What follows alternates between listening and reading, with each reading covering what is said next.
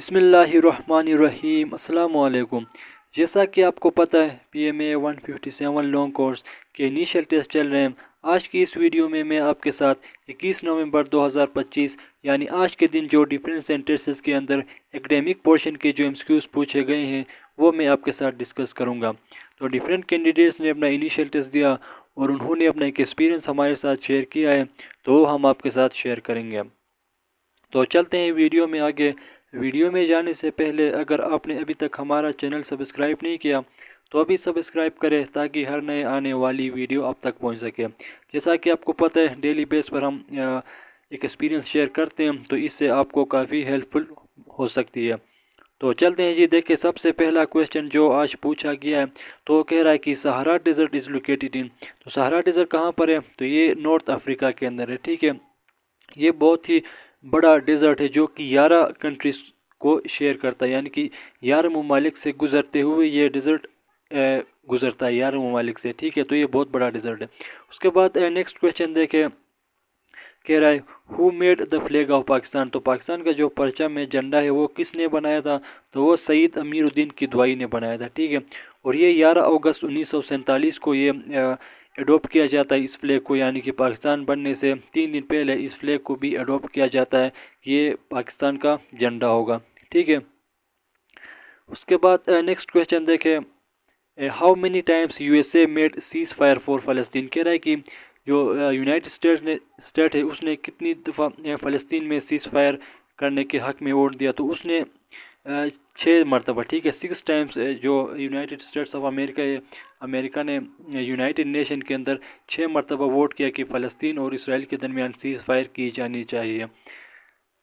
Next question देखिए, capital of Canada पूछ रहा है। तो ये कनाडा का कैपिटल ओटावा है।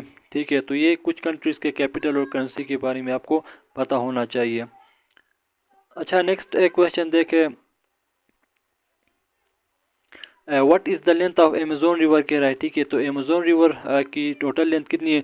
तो वो 6400 किलोमीटर्स इसकी लेंथ बनती है, और अगर माइल्स में बात करें तो 4000 माइल बनता है। ठीक है, तो ये दुनिया में दूसरा बड़ा रिवर है। तो पहला आपको पता है नाइल है, और दूसरा अमेज़ोन रिवर है, और तीसरा जो लार्जेस्ट या लेंथ के लिहाज से सबसे जो बड़ा रिवर है वो चाइना के अंदर है, यंगजी रिवर। ठीक है, ये भी आपको पता होना चाहिए।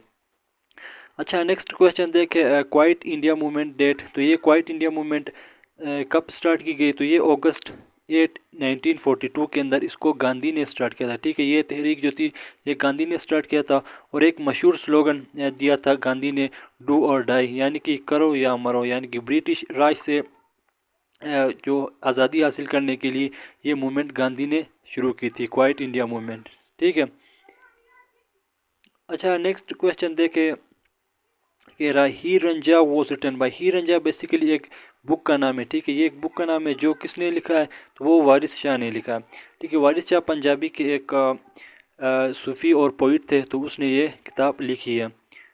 अच्छा, नेक्स्ट क्वेश्चन देखें, सेनेट टोटल सीट। कह रहा है कि पाकिस्तान में जो सेनेट है उसके अंदर टोटल कितनी सीट्स है? तो ये 104 टोटल इसके अंदर सीट्स है।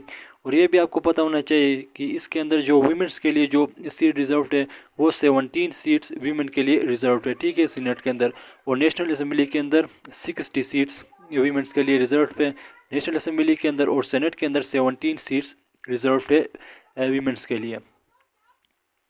अच्छा, नेक्स्ट क्वेश्चन देखें, which city of Pakistan is known for Babul Islam. ठीक है, तो ये बाबुल इस्लाम पाकिस्तान के किस शहर को कहा जाता है? तो वो सिंध को कहा जाता है। ठीक है, सिंध को बाबुल इस्लाम भी कहा जाता है।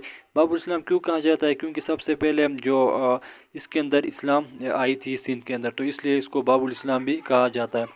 नेक्स्ट क्वेश्चन देखें, India did it's nuclear testing. तो इंडिया ने जो अपना न्यूक्लियर टेस्ट किया था उसने कहाँ पर, सॉरी कब किया उसने? तो ये मई 18 1974 के अंदर इंडिया ने न्यूक्लियर टेस्ट किया, और पूरी दुनिया को बताया कि आज के बाद हम भी एक न्यूक्लियर पावर है। तो ये इन्होंने जो राजस्थान, पोखरान राजस्थान डेजर्ट पर इन्होंने ये टेस्ट किया था, और 5 ब्लास्ट उन्होंने किया था। ठीक है, 5 ब्लास्ट उन्होंने उस पर जो डेजर्ट है वहाँ पर उन्होंने किया हुआ था। अच्छा, नेक्स्ट क्वेश्चन है देखें, current chief minister of Balochistan के रहते कि करंट अफेयर से क्वेश्चन है। तो जो बलूचिस्तान के जो करंट सीएम है या वज़ीर आला है वो कौन है, तो वो सरफराज बुख्ती है। नेक्स्ट क्वेश्चन देखें, largest dam in the world is, तो लार्जेस्ट डैम कौन सा है, तो वो three George dam in China के अंदर है। ठीक है, थ्री जॉर्ज डैम दुनिया का सबसे लार्जेस्ट डैम है जो कि चाइना के अंदर है। नेक्स्ट क्वेश्चन देखें, करेंसी ऑफ इजिप्ट के रहा है। ठीक है, तो इजिप्ट की जो करेंसी है वो इजिप्टियन पाउंड है, तो ये भी आपको पता होना चाहिए।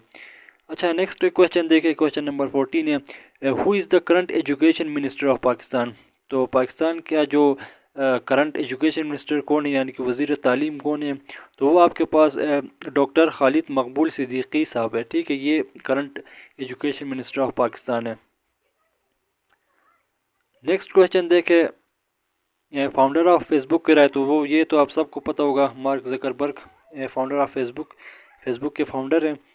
अच्छा, नेक्स्ट क्वेश्चन देखे, who opposed Pakistan to join UNO. ठीक है, पाकिस्तान को किसने अपोज किया था यूएनओ ज्वाइन करने के दौरान, तो वो अफ़गानिस्तान ने किया था। ठीक है, अफ़गानिस्तान ने रिफ्यूज़ किया था कि पाकिस्तान यूएनओ का हिस्सा ना बने, क्योंकि जो पाकिस्तान बना था 1947 में, तो 30 सितंबर 1947 को पाकिस्तान ये ज्वाइन करता है, तो उस वक्त अफ़गानिस्तान ने पाकिस्तान को एज अ स्टेट उसने तस्लीम नहीं किया था, तो इसलिए उसने अपोज़ किया, और बाद में उसने अपना जो ये अपोजिशन का जो लेटर था उन्होंने वापस भी लिया था यूएनओ से। ठीक है। अच्छा, नेक्स्ट क्वेश्चन देखे, द एंटेनम ऑफ ब्रोटली के राय की, ब्रोटली का एंटेनम क्या है, एंटेनम बोलते हैं ठीक है मुतज़ाद को, अपोजिट मीनिंग। ठीक है, तो ये ब्रोटली का जो अपोजिट मीनिंग क्या बनेगा, तो वो नैरोली बनेगा। अब ब्रॉडली बेसिकली बोलते हैं, यानी कि आप उर्दू में भी कहते हैं मोटे मोटे तौर पर, तो ये इस कुछ सेंस में बनता है, तो इसका जो अपोजिट बनेगा वो आरामी के साथ। ठीक है, यानी कि नैरोली आसानी या आरामी के साथ, आप इस सेंस में इसको ले सकते हैं। नेक्स्ट क्वेश्चन देखें, आपके पास है ratio of sine x and cos x is. ठीक है, यहाँ पे आई है इज़ है, तो ये साइन एक्स और कोस एक्स का रेशियो क्या बनता है, तो ये मैथमेटिक्स से रिलेटेड क्वेश्चन है। तो अब देखिए, साइन एक्स आपको पता है, साइन एक्स और कोस एक्स का जो रेशियो है, रेशियो को कहते हैं डिवाइड को। ठीक है, तो इक्वल होता है आपके पास 10x के। ठीक है, 10x के। तो ये जो मैथमेटिक्स के स्टूडेंट्स है वो बेहतर तौर पर समझ सकते हैं। तो साइन एक्स और कोस एक्स का रेशियो होता है वो 10x के इक्वल होता है, तो इसका राइट आंसर 10x के। तो इसके साथ मैंने आपके साथ जो आज के जो एकेडमिक MCQs पूछे गए थे वो मैंने आपके साथ डिस्कस कर लिया। आई होप कि आपको इन क्वेश्चंस की समझ आई होगी। आपने लाजमी तौर पर इन क्वेश्चंस की प्रैक्टिस करनी है, हो सकता है ये आपके टेस्ट में भी रिपीट हो जाए। तो अगर आपको फिर भी किसी किस्म का कोई डाउट है तो आप हमसे रब्ता कर सकते हैं। अगर आपको PDF नोट्स चाहिए वर्बल के, नॉन वर्बल के, एकेडमिक्स के, तब भी आप हमसे कांटेक्ट कर सकते हैं, हम आपको नोट्स भी प्रोवाइड करेंगे। तो मिलते हैं जी नेक्स्ट वीडियो में, तब तक के लिए टेक केयर, अल्लाह हाफिज़।